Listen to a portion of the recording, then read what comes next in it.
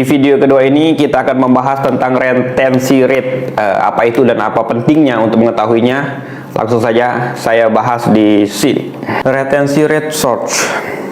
Retensi adalah jumlah total orang yang menonton video Anda. Jadi ini adalah salah satu cara algoritma YouTube mengetahui bahwa konten itu disukai atau tidak. Jadi ketika retensi rate-nya tinggi, maka algoritma YouTube menganggap konten itu bagus dan disukai, maka diberikan exposure lebih, disebarkan lebih. Itulah kita mengenal konten-konten yang viral, FYP, yaitu karena retensinya tinggi. Short sendiri jumlah durasinya adalah 0 sampai 60 detik, itu adalah maksimalnya.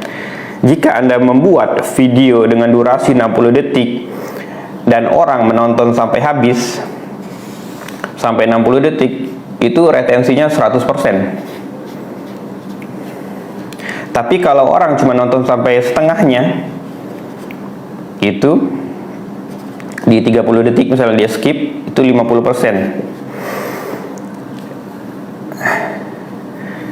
Bagaimana caranya meningkat retensi? Salah satunya dengan cara mengurangi durasi. Artinya kita persingkat lagi videonya. Contohnya tadi, kalau orang yang nonton videonya yang durasinya 60 detik tapi dia cuma berhenti sampai 30 detik, itu 50%. Tapi kalau videonya kita buat cuma 30 detik, itu 100%. Begitu juga kalau dia cuma nonton sampai setengahnya, 15, berarti cuma 50%. Jadi makin singkat makin baik sebenarnya.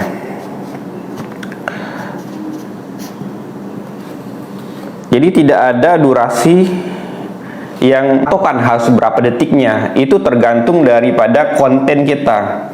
Apakah konten tersebut sudah cukup menyampaikan pesannya, misalnya dengan 15 detik saja dia sudah lucu gitu, 15 detik cukup, jadi nggak perlu diperpanjang lagi, nggak usah bertele-tele. Tapi jika 15 detik atau 30 detik pesan yang ingin Anda sampaikan atau informasi yang ingin Anda sampaikan itu rasanya kurang, ya nggak apa-apa 60 detik. Jadi tergantung jenis kontennya. Untuk lebih memahami tentang retensi ini, teman-teman bisa download dulu aplikasi YouTube Studio, lalu teman buka. Oke. Nah, di sini teman-teman bisa pilih beberapa video dan lihat retensinya. Nah, di sini saya akan membandingkan video yang durasinya yang mana ya, yang ini, yang durasinya 26 detik. Buka analisis video. Nah, di sini retensi penonton, diklik aja.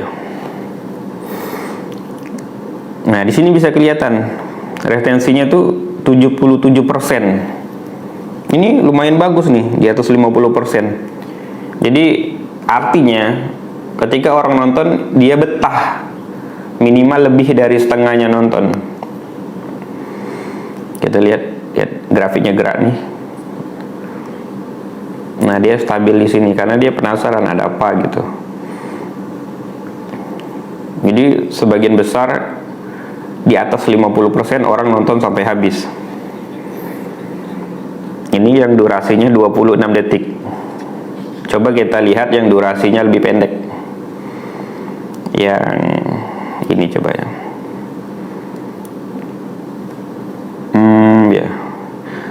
Oh ya, data dari retensi ini minimal 2 hari baru kelihatan. Jadi postingan yang kemarin belum bisa. Jadi kita minimal yang 3 hari yang lalu baru kita bisa lihat.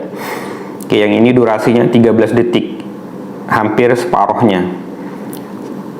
Ya, separuhnya 13 dan 26. Kita lihat. Secara retensi dia lebih bagus.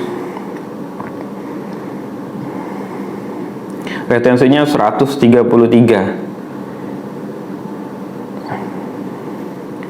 Jadi kalau konten jenis yang seperti ini memang to the point dia.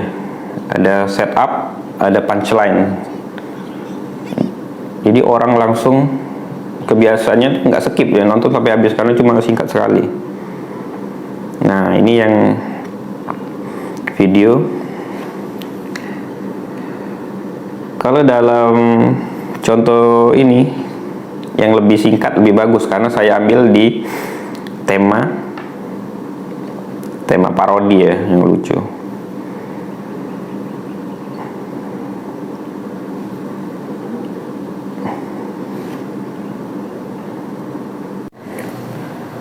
Itulah penjelasan singkat tentang retensi rate ya. Semoga teman-teman bisa memahami dan bisa mengambil intisari dari video tadi.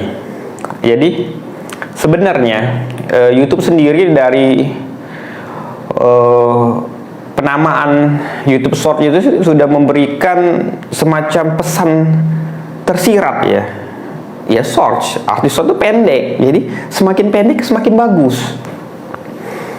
Jadi yang perlu dipahami tadi adalah konten kita harus punya goal ya. Nah, durasi itu mengikuti goalnya.